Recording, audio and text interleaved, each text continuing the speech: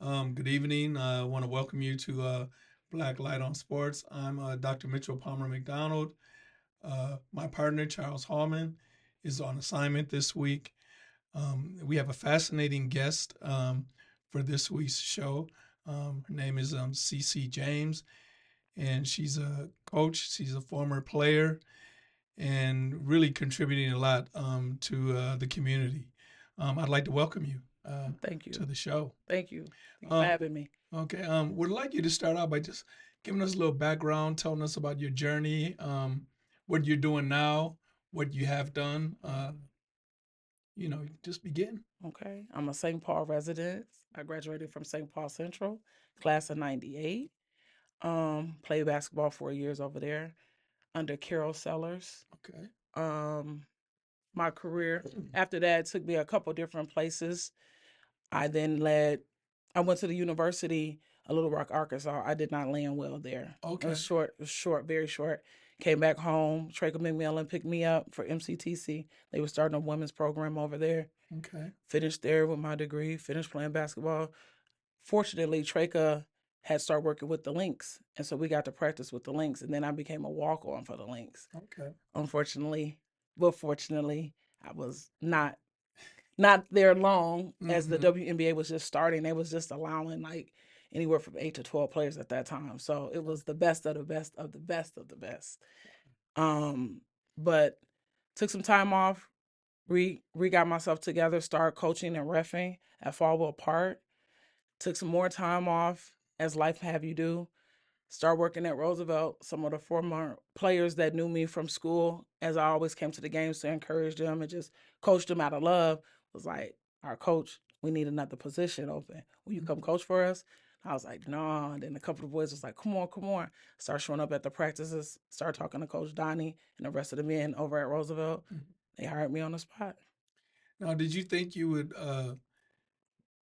Did you ever think you'd be coaching boys? Let me ask you that. No, I mean, being a female player, a former female player, you always want to play with females. So that was a different thing for me, but I was up for the challenge and I enjoy it. How how was it? How was it at the beginning? When you walk in. I'm just going to paint a picture. Yeah. You know you you walk in. The players know that you're the players see that you're female. Yeah. Was there any type of reaction, or did it just click? Or For me, it, yeah, it clicked right away. I think okay, I was actually tougher than the male coaches. So they were excited, but then they didn't like it at first. They was thinking it was gonna be like, oh, nothing. But I was like, very like, no, no, no, da, da, da. So, but it worked out because again, I was more of the player's choice and not the coach's choice. okay. So they were excited to have me there, and it was looking for my expertise. And as a coaching team, I think we just work beautifully together. We all just have different things that we do well. So you coached the B squad, right? B squad, I'm the head coach of the B squad. So what grade for our listeners? What grade? So that's primarily the ninth grade. And this year we had the opportunity to add another team. So we have a C squad. So I actually, my ninth graders, ninth grade and 10th graders. Oh, okay. So then our C squad would be upcoming eighth graders and freshmen and more. We're all developing, but even more developing. That way we'd have to cut any players. So we have the C squad. Then of course JV is typically your 10th and 11th graders, and then our varsity is our. Now how long have you been at Roosevelt? I've been at Roosevelt 2.5 years now. Okay. And you like it so far? I love it. I love it. Yeah. Um, talk about your high school experience. Okay. Your journey, things that you learned, Sure. maybe that even help you connect to your coaching now. Sure. As a as a player, particularly in high school, you look at things differently because you I don't know about you, but a lot of us would look at it and go, the coach would be saying something to us, and you go like this dude doesn't know what he's talking Sure. about. Sure. Sure. I'm out there playing, Sure. what. But as a coach, you things kind of come back and go, oh, now I know what coach was talking about. No, for sure. Yeah. Definitely feel that. So talk about your career at Central. So I love Central. What was unique for me was I just stumbled upon it. So I was a student that was not doing what they're supposed to been doing. My mother actually put me on the basketball team to help kind of curb some of the things that I shouldn't have been doing. Okay. So it was more like a punishment initially.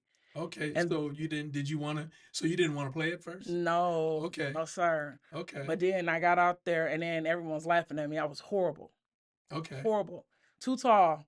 Body didn't catch up with nothing else. I could run. That's about all I could do. I never played really other than like at gym or, pig or horse. I had no fundamentals. Didn't understand the game at all. Of course, I'm from Chicago, so I love the Bulls. I'm thinking I'm doing everything, traveling, tripping over myself. Everything you didn't want to do, I was doing. So that was early in your career? That was very early in my career. But you get laughed at, you cry a few tears, you realize, okay, I got something here. I could do something here. The next summer, just really work my butt off. Became better, became faster, became stronger.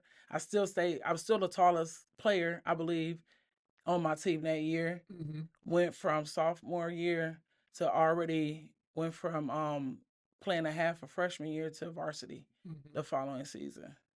So you go. So you come in not wanting to play. Not at all.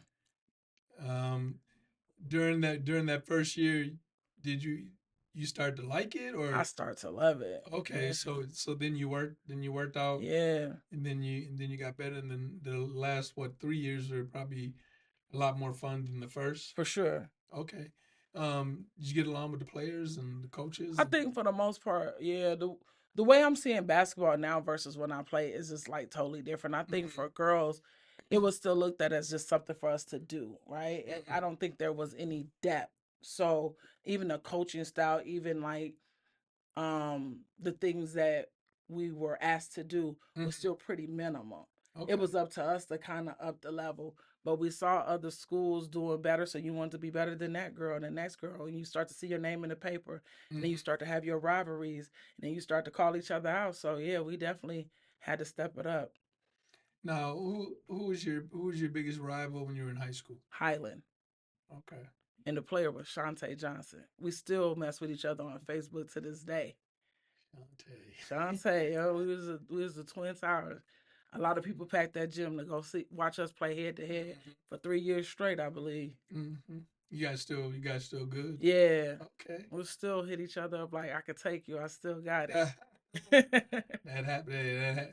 Trust me, I have those conversations all the time with people that I played against. Even though I was more, I always say, man, I was just on the court, man. Like I wasn't no threat. They were, but yeah. But they were like, I don't care. You were on the court with us or whatever. Man. So they gave me my props. Yeah. But you play. Okay, you go to Central. You play. You improve. You love the game now. Yes. And you went to Arkansas Little Rock, right? Is that what you said? Correct. All right. Well, okay. Let's go there. Yeah. It was very shortly lived. Unfortunately, that was during a time a lot of illegal things was going on basketball wise. A lot of illegal recruiting. Unfortunately, they were one of the schools. So luckily for me, I had not physically set foot, even though that was where I signed my intent to play. But even though I physically didn't step on the court, we did not actually play. I did not lose a year of eligibility. And I told my mom, get me up out of here. It was a different world. I wasn't used to it. I was very young. I was a young 17. So a lot of the people that I played with were already 18, 19, 20, had already seen life. Because again, as a woman basketball player, it's a lot of, you hear a lot of women had gaps in between their basketball time because a lot of us didn't know what we were going to do after high school. Some went right away to college. You might play your park and rec, some leagues, but you never really knew if this is something to take serious. At this time, the WNBA had just started, so it wasn't, and we wasn't sure how long that was going to be. People thought it was just going to be a fad. We didn't know that it would be what it is to this day. So there was that gap in that. So a lot of players were already older. Some women had already took time out and just kind of was coming back to school to finish up their degree, or some women had children already, so they would just want to show their children that they used to play. Okay. So when that happened, I was stuck. I was lost, and thankfully Tracey McMillan she was like, I remember you. I remember playing against you. I remember seeing you come to the MTC. And I was like, what am I going to do there? She was like, play ball. I was like, really? She was like, yeah. And while you playing ball, get your degree. Okay. So so with that experience, you learned that with Arkansas Little Rock, okay, you're with grown women now. Yeah. This isn't a kids game anymore. No, not at all. And so you saw a lot of you saw a lot of grown stuff at 17, and Yeah. you hadn't turned 18 yet. Not at all. Okay. They would play basketball under the viaduct. So if you ever been down south, it get hot real quick. Oh yeah. So we would be up at 3, 4, or 5 in the morning hooping just to beat the sun. That was like the first of a 3-a-day practice. You go up very early and you play under the viaduct. And then from there you'll go into the gym. But the gym was no better than just being outside. As they say, you could cook an egg on the street, it'd be already hot, super hot by like 7, 8 o'clock in the morning.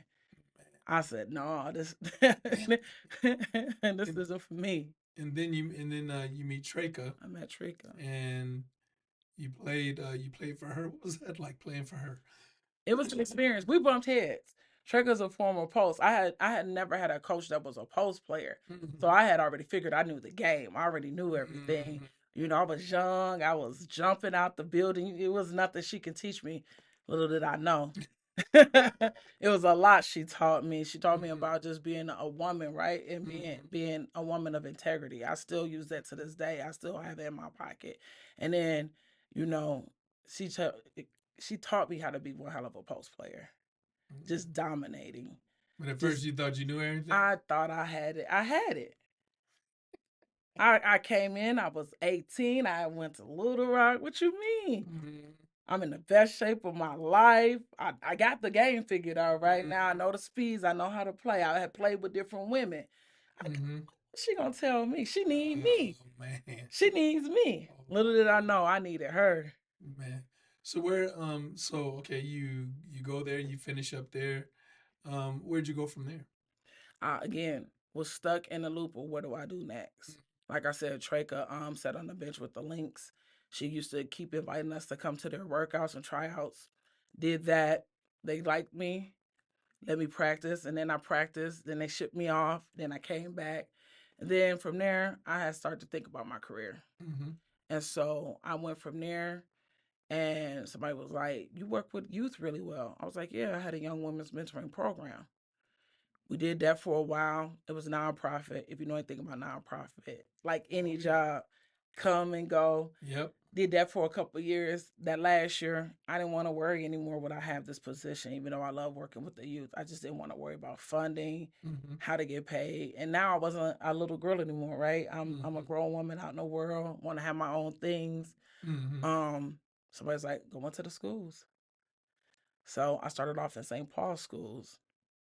Didn't like that. Just didn't work well. I don't think I was mature enough. Okay. For what the job detailed. Went over to Minneapolis, and I've been with Minneapolis now for like 18 years. Oh, really? Yeah. Okay. And I started out in special ed. Okay. Special ed department. Okay. What schools did you have? Well, I know you work at Roosevelt. But I'm currently at Roosevelt. I've always worked over South. I was at Howe, early childhood education. Then from Wilder, I went to Howe. From Howe, I went to Sanford. From Sanford, I went to Ann Watton. From Ann Watton, I went to Henry. From Henry, I went over here to Roosevelt. Man. Now, did you ever think when you started out that I'm going to be in education? No, sir. When you no, sir. What did you want to do? I was going to be a famous basketball player and retire at 35. So you were gonna go to the WNBA? Yeah, I was like most girls of the NBA. They was just gonna need me. I was gonna be just that girl. And then you were gonna be retired, and then just like stay connected with basketball. Yeah, just go where the wind blows. Just show up. Now, have you enjoyed your work in the Minneapolis public schools? Particularly, you're working with youth. Correct. You're working with youth, and that's as up and down as anything. Very much so. And, it's never a dull moment. Never a dull moment, like you said. Never a dull moment. Do you like what you do? I love what I do. Every day brings a new challenge and a new love. Like you said, you build lifelong relationships with a lot of these students. Yes, you do. This is actually my senior class at Roosevelt would have been my last 8th grade class that I promoted into high school 4 years ago. Okay. So a So lot you of came these in with them. students I've had since middle school. Oh, And okay. then some of those students I had their sibling in earlier childhood education. So some of the students I've been connected with pretty much all their life. All they know is me as a dean. Man. So when I showed up at Roosevelt, some were very happy to see me. Hmm. Some were not. Yeah. Some was thinking, why can't we get rid of you? Why every time, like, so if I go to a school, either they're coming there because they're graduating or I showed up working there. And they're like, I said, well, if you all go to the same college, maybe I could become the dean of students at that college and then just continue this tradition. So when you came to Roosevelt, did you start coaching or did you work there first and then I just was they working came there. to you? Yeah, the students just came to me. I just would come to the gym and watch them play and Mm. offer what I knew to help them, come to games. And that's how it happened. Man, as I you know as I look back, I was surprised to see you when I came to Yeah, a Roosevelt game, and you were like, yeah, I'm coaching. I'm stereotyping, automatically thinking it's going to be the girls, yeah. and you were like, no, no, no. You said, wait, she's sitting on the bench again? Yeah, and I was like, well, wait a minute. Okay, you're on the because you were on you sat on all the I sat benches. on all three of the benches Right, last right, year, right. And I'm last sitting there. season. Yeah, Yeah, so how I mean, how does that feel that I mean like you're really involved. Like yeah, you're like a lot of times when you're the B squad coach, okay, you coach your team and then you kind of go home yeah. and you're not as connected. No, But you made the decision that I'm going to be connected with all the teams. yes, correct. Why did you make that choice? For one, is what the students wanted. For Okay. two is what I wanted. For three, I won't be ever get better if I don't see the game in all different lights and facets. I can't learn. I can't be a better coach if I only see this part of the game. If I only know this part of the game, I need to know what it's like on a JV level. I need to know how they ref. I need to see how this person coach. I like seeing not only the coaches I work with. I enjoy seeing the coaches we play against. What style do they do? How do they warm up? I have a notebook. I'm constantly writing. I'm constantly taking it back. Will this work for me? Will this not work for us? Does this work for this team? Will this not work for the team? So I love basketball. Ever since I've got fell in love with basketball Mm-hmm. back in the 90s, what was that, 92, 93, 94 in high school? Mm-hmm. It's been my first love ever since. Would you would you like to coach varsity? Would you like to coach? I would love to Would you not like to only, coach? Would you like to coach college I would love to or coach college. WNBA I would or love to coach in the okay? So WNBA. I would love to keep going however long I can go. so you making sure that you're constantly learning. Constantly learning, constantly getting connected with people. I mean, again, I tell my players this all the time. I don't know everything. Coaches make mistakes. If you see something I don't see, please teach me so I can be better the next time. Because sometimes I'm thinking this is the right way, this is the right play, these are the right guys. Sometimes that guy is not giving us what he normally do. We need to go here. I'm okay with hearing that. I'm okay with going back and looking at this rotation. Like we played this guy, this team this time. This guy really didn't show up. Let me see how this work. If I have him come off the bench, maybe this guy will bring a different spark starting this game. I love it. I love seeing it from all angles. Now, do you think? Excuse me. Now, do you think it's beneficial for you to coach and be in the building? Yes, but it's exhausting. Is it really? Yes. Is it really? I'm imagining. I'm imagining.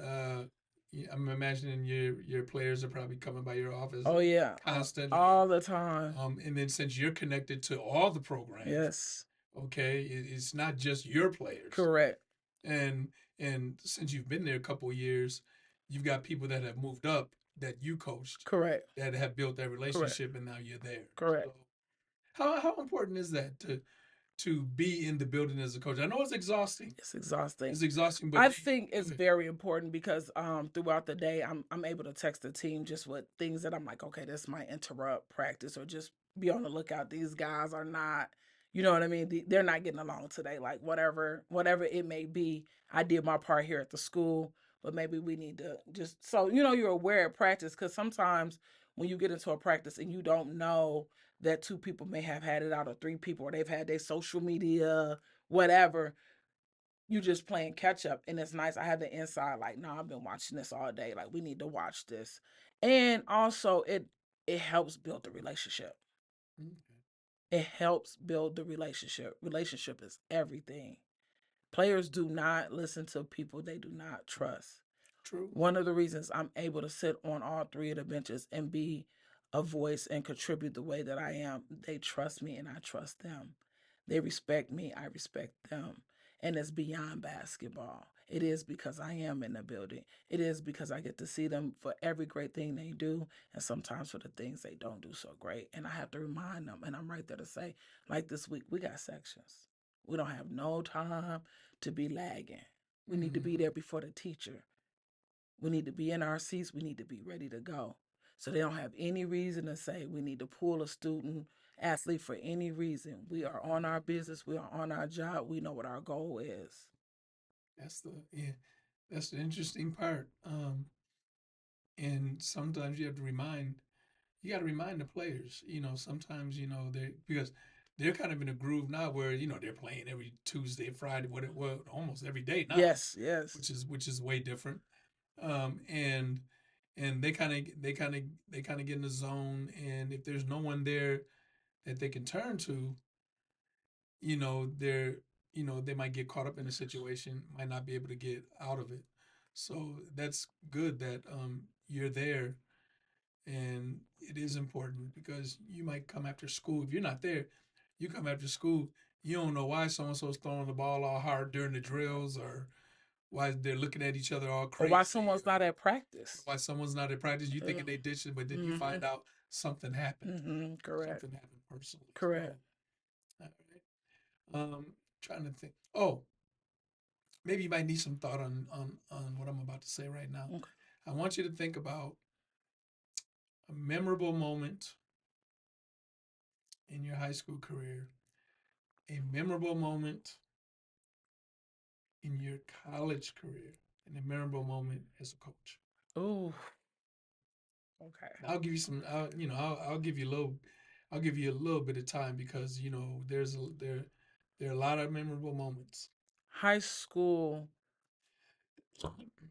I'm blanking on what team we played, but I had a triple double. Oh, did you? Yeah. Do you know where it was? It was at home. It was at a Central home game. Mm-hmm. I want to say it must have been senior night. Okay. And I played magnificent. That's why my knees hurt to this day. I do remember that. I don't remember who. I want to say against Highland. So Highland, let me know. We got to look at the. We got to look at the books. You just have to look that back. We got to look at the books, but I think it was Highland. I would say college.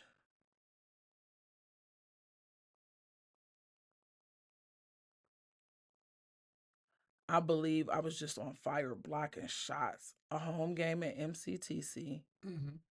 And that night, I wasn't nothing coming in the paint. I was like in my inner Kevin Garnett, Dikembe Mutombo mode that I was not shooting the best that night.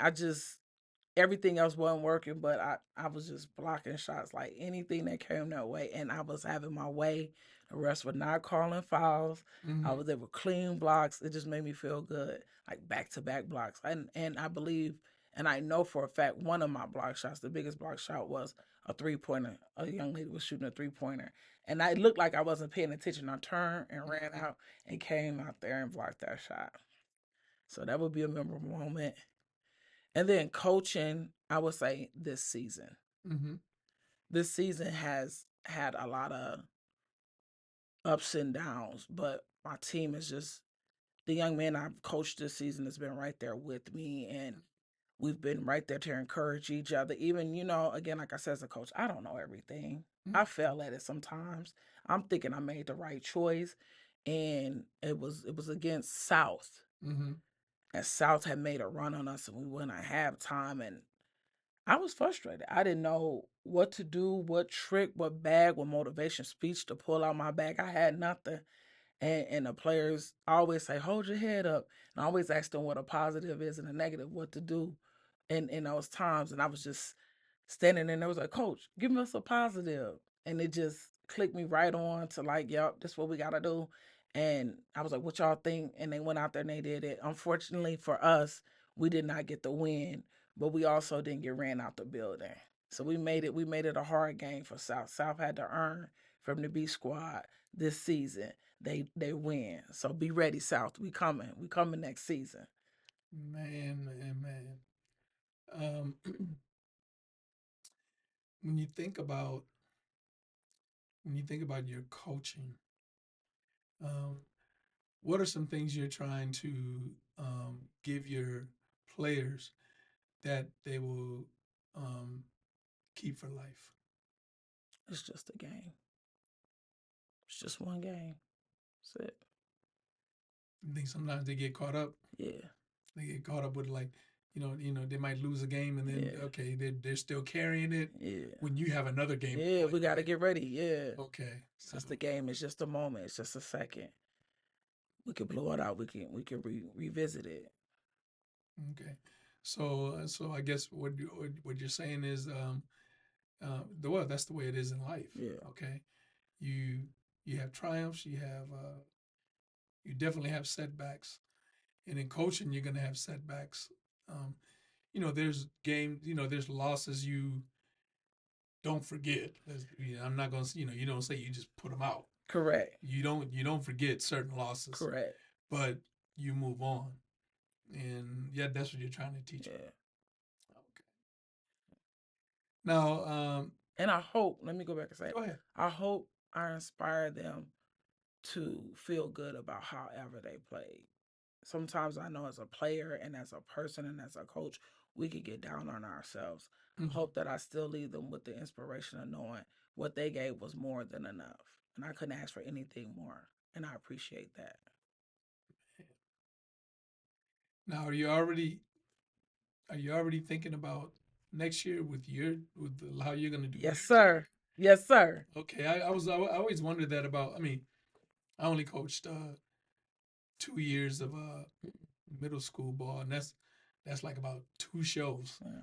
But usually when you're done, you're already thinking about. At least I was always, when I got done with the first season, I was like, okay, I'm already looking at who I'm gonna have back, and wondering about how I'm gonna help the people who come in, because I don't know for sure. So I was just wondering when the season is over, and I know you're working with the varsity now. Yeah. But in the back of your mind, the wheels are turning. Oh yeah, right? For sure. And like you said, that one loss sits on you heavy. Ours was our last game against North. And I keep replaying it, and I keep replaying it, and I keep replaying it. North, be ready for B squad again. Yeah. So you're ready for next year. For sure. Like I said, we have been blessed to have 4 teams. So from that 4th team, I had some players that I was hoping we would have been able to move up, just scheduling wise. Mm-hmm. It just didn't work out. And sometimes, as you know, in life, sometimes what looks good here could be bad there. So speaking with my team and taking their input, we didn't need to add any more personalities at the moment. But there's definitely some young guys that I think will be a great addition into the offense that I like to run, and how we like to run our press defense and our press offense. So I'm looking forward to next season. Okay. As you look at, or how can I put this? I'm trying to think. Do you think it's important for people to see you coaching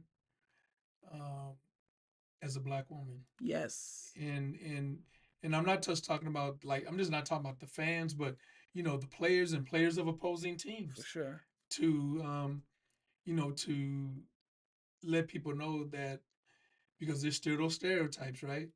That that you can be led.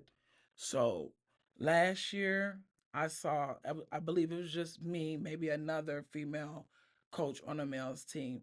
This year, almost, not all, but almost every team we played, there was a female staff somewhere sitting on the bench helping coach. Was that more in Minneapolis? Or? More in Minneapolis. Yes. No, I mean, I think that's important for people to know, because now basketball has spread out to the suburbs. Yeah. where before a lot of the top players were in Minneapolis and St. Paul, and a lot of them are, out in the first tier suburbs now, and the city conferences are getting the same recognition that it used to get. Yes, for sure. With the with the media, so I think it's important just to make that. I'm glad that you pointed that out. That there's female representation in the coaching ranks in Minneapolis. for sure. So, I also want to add to that, it's a lot of former players as well. So that used to play for St. Paul or Minneapolis public schools themselves. So it's a lot of in-house. It's people locally coming back to the community. So a lot of you are familiar with each other. Familiar, yeah. And kind of, and that makes it probably a little bit easier when your opponent. Sure. That you have a history. Sure. With some of the people, because basketball can be cutthroat sometimes. Yeah. And everybody can really get to it, but if you know the person and you have a prior relationship with that person, it's a little bit different. Don't get me wrong. I know the competition is there because I see it. Yes. And I feel it when I walk in the gyms. Yes. But at the end, what you just said, it's a game. It's a game. It's only a game. At the time, it seems like it's more than a game. Everything. Yeah, it's everything. It's everything for everyone that's involved. Correct. All the way to scorekeepers and everybody. Correct. So, I just like that you made that point about the female representation. Trying to think. As we close, we usually give the guests a chance to say some things or give some advice to people who might want to travel the journey that you travel. They might want to coach. They might want to be in education. They might want to do all of that. What do we call them? Charles has a little name for them. Pearls of wisdom, I guess I would say. Okay. Do you and you also have an opportunity. We also give you an opportunity at the end to talk about something that we probably haven't talked about. Okay. Do you have any advice for people or that might want to get into coaching or? Man. You don't have to have it. You don't. Not off the top of my head. I would say if you have a desire, don't let anything stop you. Get into these games, start networking, start meeting people, because you just never know what doors can open up. Sometimes we feel like we have to have certain things to do certain things. Sometimes just being there.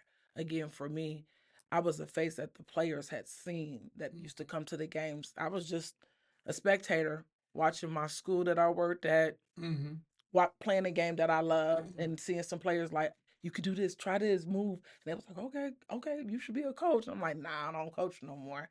And the players kept on me and encouraging me. When I stepped in the gym, the last thing I thought I would walk out and be coaching for 2 seasons now. So just, if you have a passion for it, give it a try. Check it out. Okay. Anything else you want to share? Yes, community, come out and support us. When we look in these stands, no matter who's playing who, they're bare. Very much like you're saying, a lot of our families are moving out for whatever reasons, but we are not packing these gyms like we used to. I was talking to some people and we were talking about it. It did not matter who you played.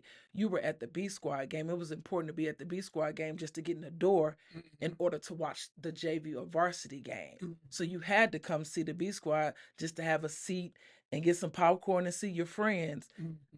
Schools, let's start encouraging these kids to come to these schools, and not only encouraging them to see the team the school that they go to, but other ones. I remember Central, we wore our Letterman jackets and we stood in the back while our boys played Highland, and we let them know we had y'all next week. And it was a silent thing. It wasn't intimidation, but it was, we still won. These are our boys, we the girls, we still won. We got to get back in them gyms. That was the nostalgia. That's what you love. That's what you love to be able to, now that they have Facebook and all these things, I would have loved to went on Facebook and talked about my triple double. You know what I mean? We will go over to Johnson and Harding. You don't hear that. You don't hear that good camaraderie even on social media anymore. The hype up, you know. We need to get back into these gyms. We need our community. We need our community leaders back out here. We need to see more of the faces. We need to see more of the people. Last time I ran into you, I was at the North Como game. Right. I coached Roosevelt, the female game at that, just out of support. Those were my friend coaches. Shout out to Amber Hunter. Shout out to Yolanda. You know what I'm saying? We got to be there. We got to show our youth we here no matter what sport we coach, whether it's girls or boys. Come out to these games. Bring your families and cheer and be a community. This is what community look like. Okay. Well, I wasn't that bad. See, you got through it. I want to thank you. Thank you. I definitely want to thank you for being here. You're an inspiration to a lot of people. Thank you. You know that. No. But you got to keep on going. Thank you. Doing what you're doing. You always have my support. Thank you. All the time. But I want to thank you for coming and being on the show. I appreciate you so much. Thank you. And that will conclude this episode of Blacklight on Sports. I'm Dr. Mitchell Palmer-McDonald. Like I said before, Charles Hallman is on assignment but should be with us for the next show. Thank you for listening, and remember to read us in the Minnesota Spokesman-Recorder.